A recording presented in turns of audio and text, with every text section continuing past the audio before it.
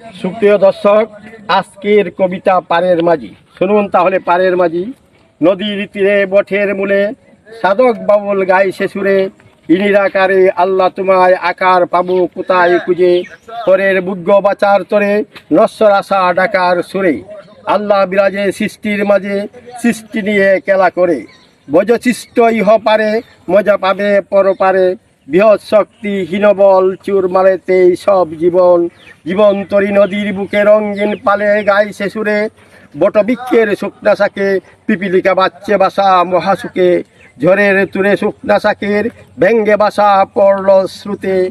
শ্রুতে পুরো ফুকার বরণ ফাঁদ সারেং শ্রুতের মহাস্বাদ, সারেং বসে চাম্পান উপর তুলছে বাদাম গগনবর, দল দরে হাল গাইছে সারেং সকির তরে প্রেমের সুরে, পিপিলিকা হাঁকছে তারে তাকায় নাচে পিছন ফিরে, ওরে সারেং তুই তো বুকা ক্ষুদ্র বলে দিলি দুকা, দুকার রাজ্য নশ্বর ধরা শিশির সাজে সৃষ্টি করা, সন্ধি ফন্দি যত কাজ ফেট রাক্ষসের শিশির সাজ, শিশির সাজের আশা করলে তলিয়ে যাবে অতল তলে,